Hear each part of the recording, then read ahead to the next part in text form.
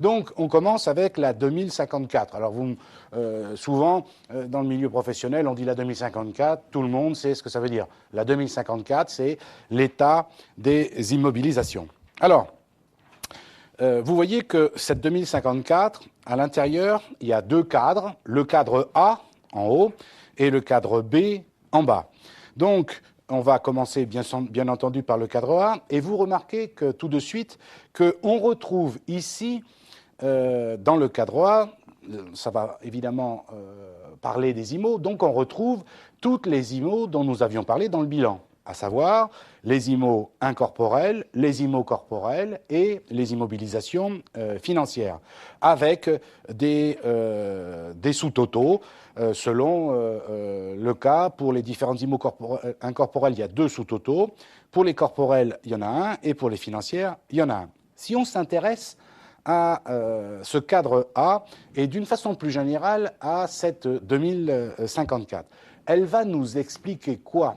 Et ces feuillets d'ailleurs, les 2054, 55, 56, IMO, amortissement, dépréciation, ils vont nous expliquer quoi?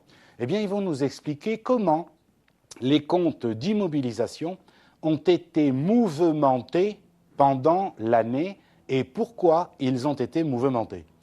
Je vous donne un exemple. Le problème, pour faire de l'analyse financière, si vous regardez deux bilans successifs, évidemment, vous allez bien voir, par exemple, dans la colonne brute, vous allez bien voir si, par exemple, le compte d'IMO, mettons, je ne sais pas moi, les terrains, est-ce que d'une année à l'autre, ça a augmenté? Est-ce que vous me suivez? D'accord. Mais vous n'allez pas savoir exactement pourquoi. Et quand je dis augmenter, ça pourrait avoir bougé à la hausse ou à la baisse, pas forcément augmenté. Vous ne saurez pas exactement pourquoi. Or, pour faire de l'analyse financière, un des éléments, c'est justement de comprendre pourquoi les éléments du patrimoine de l'entreprise ont bougé. D'accord? Là, ça concerne les IMO, et dans ce cadre A, regardez bien, la première colonne s'appelle comment? La valeur brute des immobilisations au début de l'exercice. Donc, qu'est-ce que ça veut dire? Ça veut dire que c'est donc le solde débiteur des comptes de la classe 2 au début de l'exercice N. Est-ce que vous êtes d'accord que c'est bien écrit, et j'ai bien écrit la valeur brute? Donc, ça correspond par définition aussi à la valeur brute des immobilisations qui existaient à la fin de l'exercice N-1. Allô? Tout le monde me suit? C'est très important. Pourquoi c'est très important? Je vous en ai glissé un mot la dernière fois.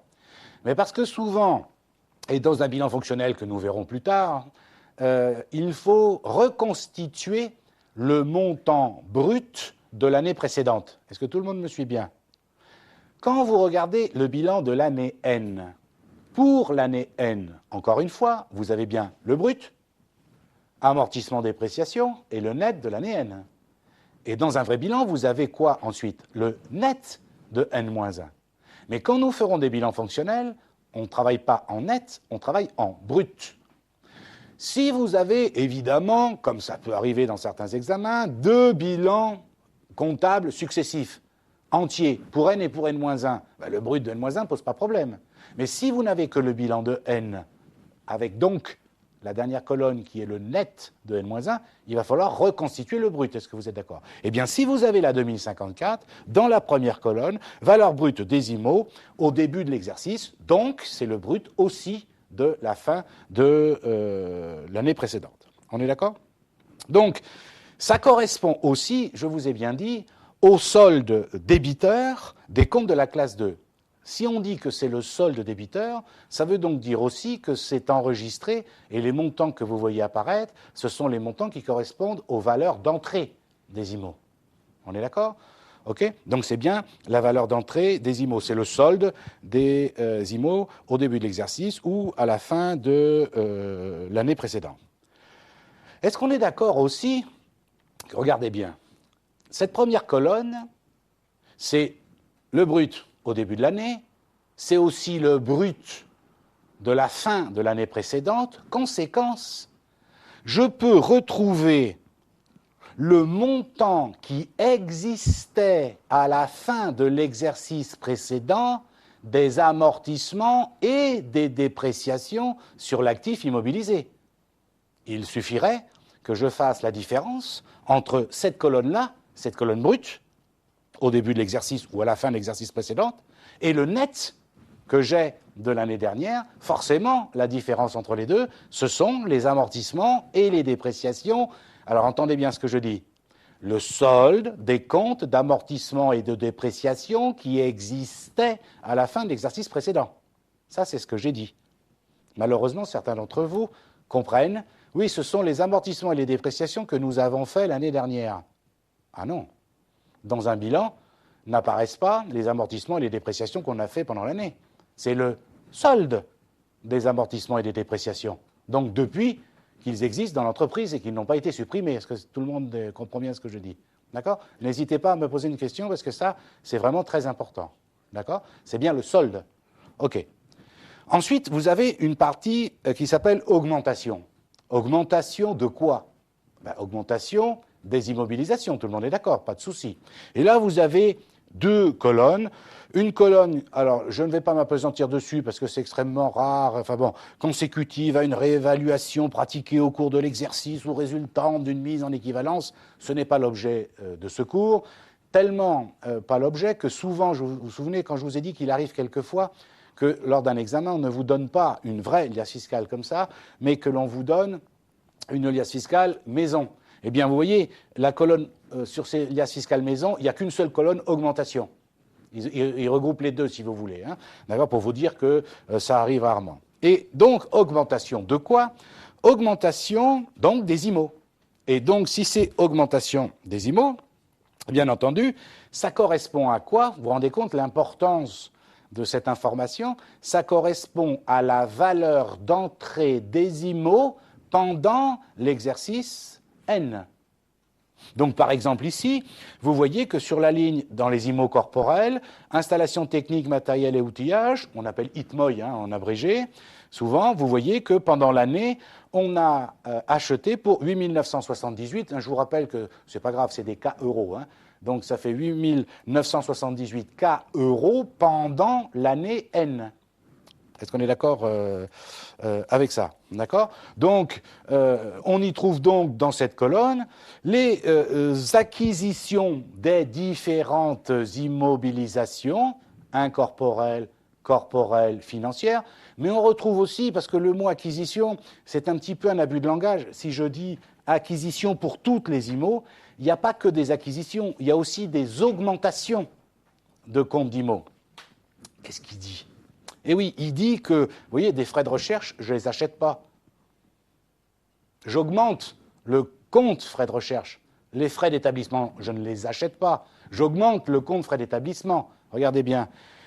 Dans les prêts et autres IMO financières, dans les IMO financières, j'achète pas des prêts, j'achète pas des cautions, ça ne veut rien dire. D'accord? Donc dans cette colonne, acquisition, création, apport et virement de poste à poste, vous entendez au sens strict, à l'intérieur, les IMO qu'on a réellement achetés, notamment les corporels et des titres et des choses comme ça, mais aussi des comptes d'IMO que nous avons augmentés, débités, encore une fois, à leur valeur d'entrée. D'accord? Donc, encore une remarque dans ce cadre-là, pour ceux qui avaient déjà fait de la comptabilité et déjà vu des liasses fiscales, peut-être, que selon la date, le moment où vous l'avez appris, vous voyez peut-être apparaître quelque chose de nouveau qui n'existait pas avant. C'est notamment dans les IMO corporels pour les composants, les constructions, je vais trop vite, les constructions et les ITMOI, vous voyez, il y a écrit dons composants. Je vous rappelle que ça, c'est nouveau, avant ça n'existait pas, c'est que maintenant, on a le droit, quand c'est possible, je ne rentre pas dans les détails, je ne vais pas refaire le cours d'introduction à la comptabilité, mais de décomposer l'IMO en différents composants quand c'est possible. Eh bien, vous voyez ici, par exemple, quand ça arrive, bon, ce n'est pas le cas dans cet exemple-là, mais s'il y avait des installations générales, aménagement, construction pour un montant de temps, on mettrait à côté dont tant de composants. On est d'accord? Vous voyez, c'est une information qui n'existait pas auparavant. C'est d'accord? Donc, on s'aperçoit ici que pendant l'année N en augmentation. Il y a eu au total augmentation et acquisition ou débit des comptes de la classe 2 pour 10 083 K euros dans cet exemple-là.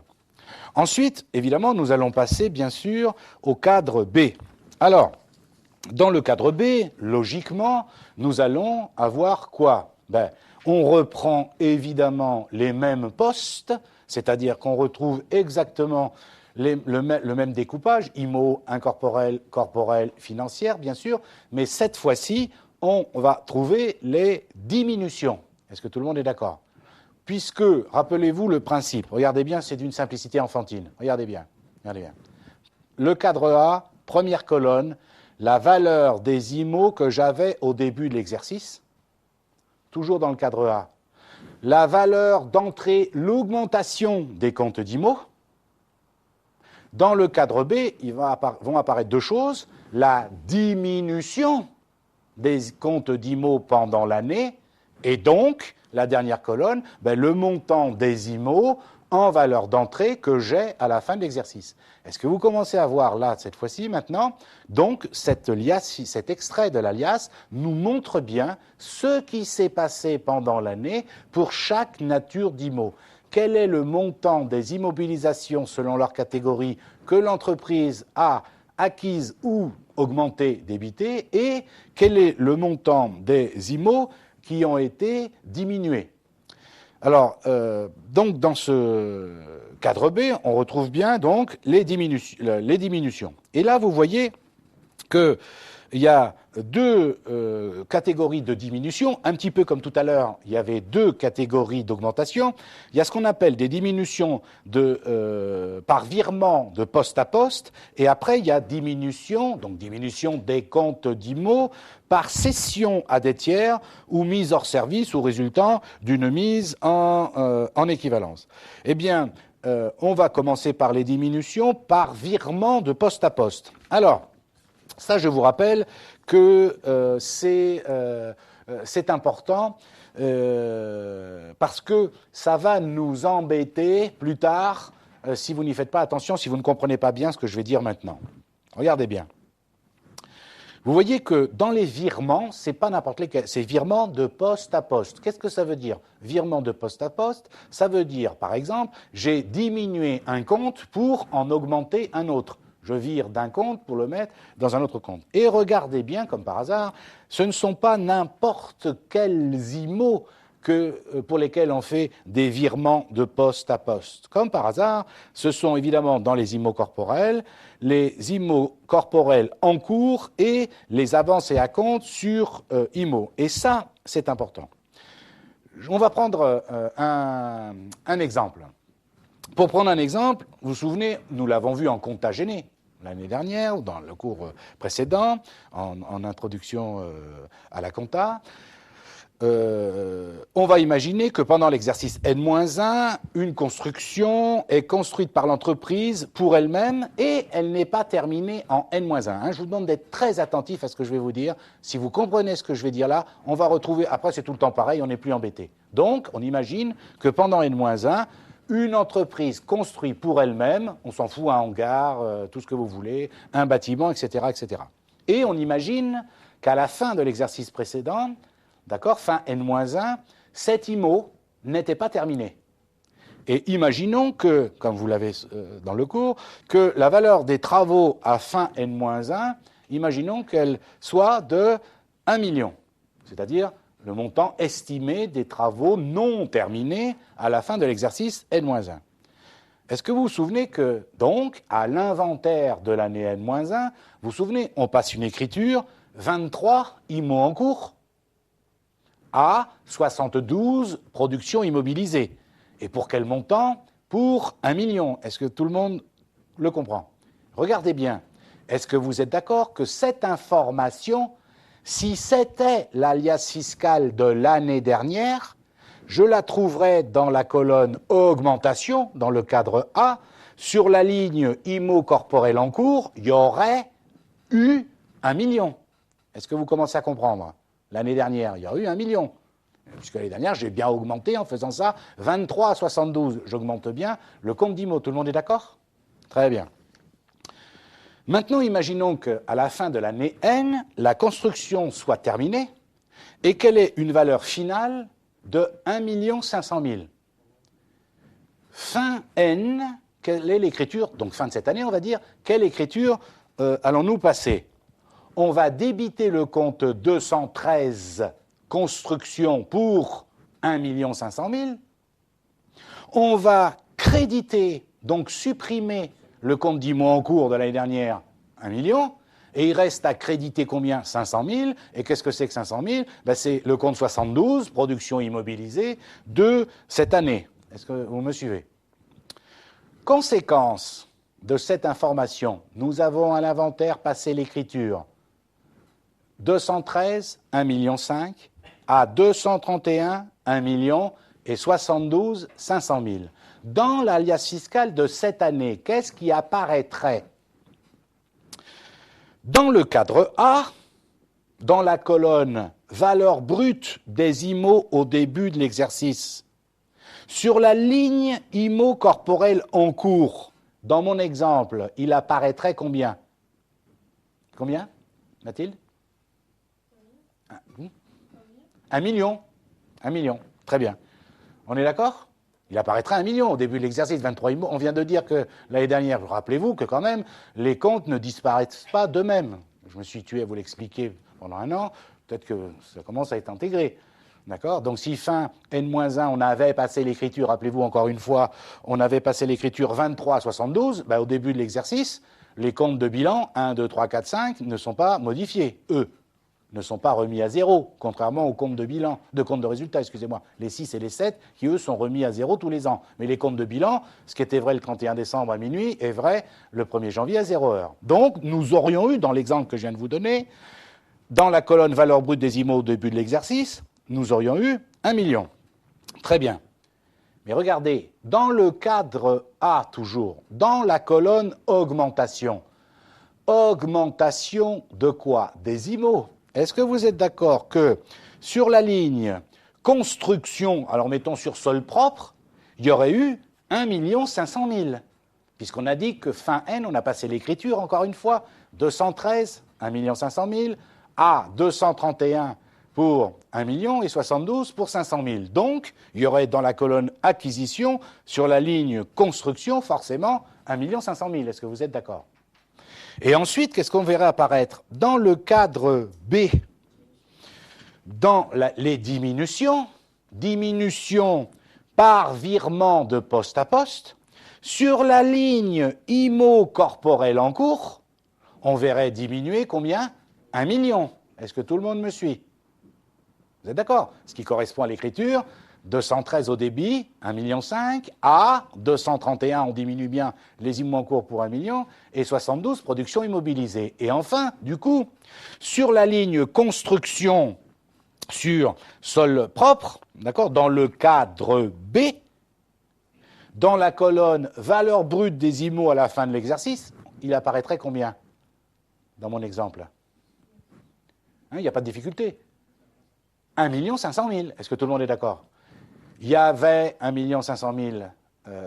Enfin, il y avait sur la ligne construction, il y avait 0 au départ. On l'augmente de 1 500 000.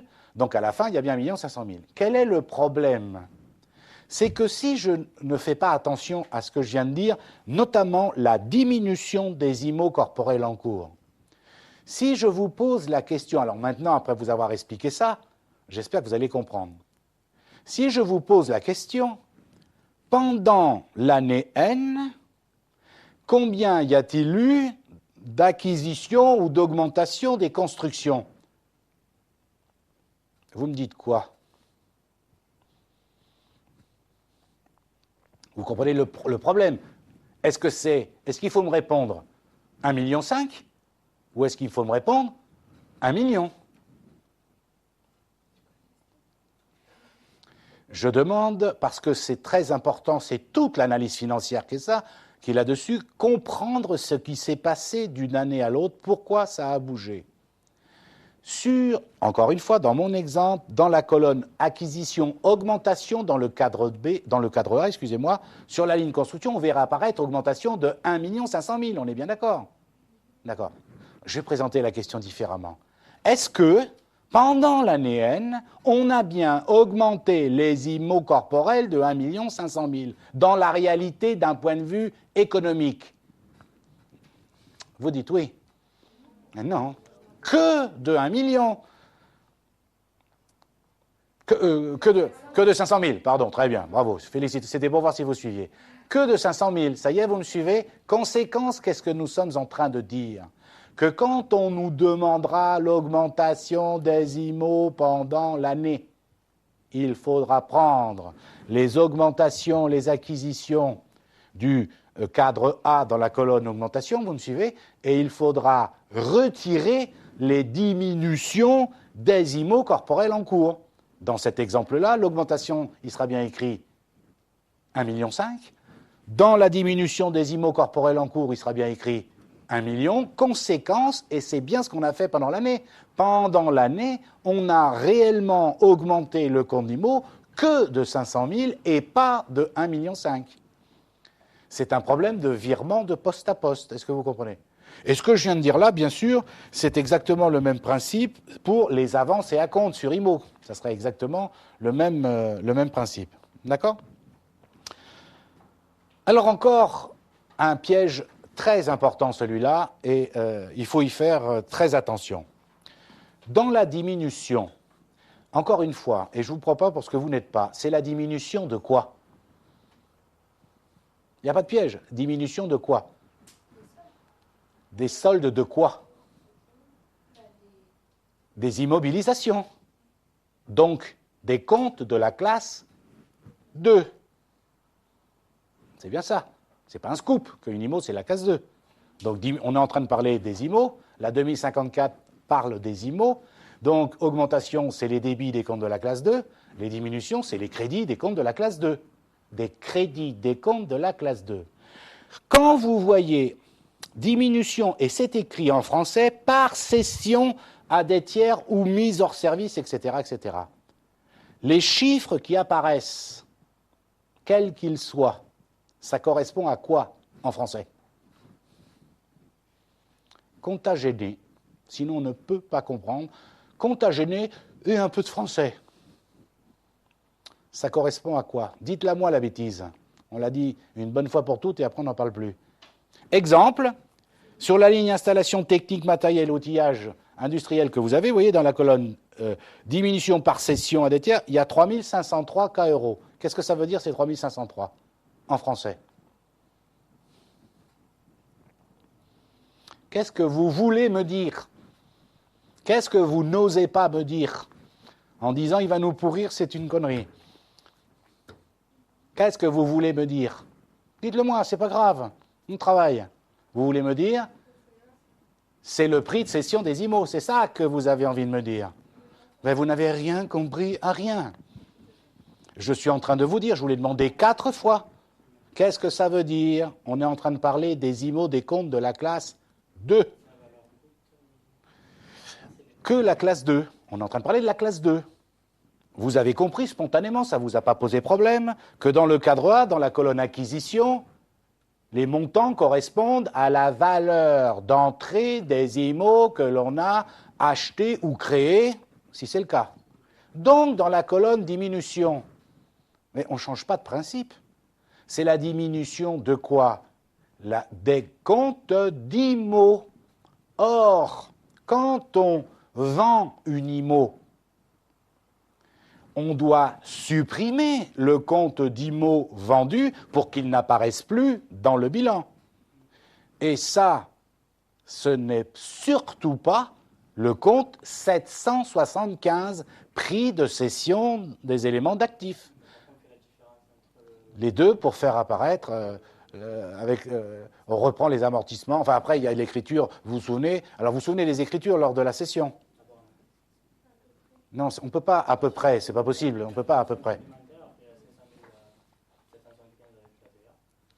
Alors, on va le faire comme ça, je vais le réécrire près du tableau, j'espère qu'en régie ça ne pose pas trop de problèmes, je bouge un tout petit peu, voilà, le tableau, on va le rappeler, c'est pas grave, vous vous souvenez ce que je vous ai dit l'année dernière? Vous devez, mais ça c'est C'est comme le sang qui circule dans vos veines, vous devez le savoir par cœur. Et en plus, je vous ai fait des synthèses qui marchent tout le temps, pas une fois de temps en temps, dans un cas particulier, toujours la même chose. Le jour où on vend, qu'est-ce qu'on passe comme écriture? 512 à 775 et éventuellement 44 571 TVA collectée si la cession est assujettie à la TVA. Vous êtes d'accord? Ensuite, qu'est-ce qu'on passe? 681 à 28 si jamais il s'agit d'une cession d'IMO amortissable. 681 à 28, les dotations aux amortissements du début de l'exercice de cession jusqu'à la date de cession, on est bien d'accord. Et ensuite, rappelez-vous, qu'est-ce que l'on passe comme écriture? 675, 28 à 2. D'accord? Et c'est là où on crédite le compte 2 pour quel montant? La valeur d'origine, donc la valeur d'entrée de l'IMO. C'est ça que l'on voit apparaître dans la colonne diminution, par cession. Vous voyez bien que ça n'a rien à voir avec le compte 775. D'accord? Donc on ne confond pas tout, juste du bon sens. Juste du bon sens. Nous sommes en train de parler de la 2054 qui concerne les comptes de la classe 2. Donc on ne parle que des mouvements de la classe 2 qui concernent les immobilisations. Donc le voilà, le piège que beaucoup d'étudiants et ceux qui n'ont pas l'habitude font. D'accord? Donc vous voyez, donc dans la colonne diminution, ici par exemple sur la ligne ITMOI, les 3503, ce n'est absolument pas le prix de cession. D'accord? C'est le prix, la valeur d'entrée des IMO que l'on a vendus pendant l'année. Si ça tombe, on les a vendus 100 € ou on les a vendus 10 000 €. Ça, c'est un autre problème. Ça ne peut pas apparaître le prix de cession dans cet extrait-là, puisque ça ne parle que des comptes de la classe 2, bien entendu. J'attire enfin votre attention sur un autre compte un petit peu particulier de cette 2054, j'allais dire une autre cellule, c'est dans les IMO financières, vous voyez la ligne prêts et autres IMOFI dans le cadre B, d'accord, et dans la colonne diminution. Vous voyez qu'ici, il y a 2 dans l'exemple, 2 cas euros. Là, est-ce que vous êtes d'accord qu'on ne vend pas des prêts? Ça n'a pas de sens. Donc, si on diminue des prêts, qu'est-ce que ça veut dire? Quel est l'événement qui s'est traduit par une écriture qui a fait diminuer le compte de prêt? C'est pourquoi? C'est parce que, alors attention, quand vous dites ça, il faut que tout le monde le comprenne de la même façon. Ça veut dire que quelqu'un, personne physique ou morale, a remboursé à l'entreprise tout ou partie d'un prêt que l'entreprise lui avait accordé avant cette année. Est-ce que vous le comprenez, ça?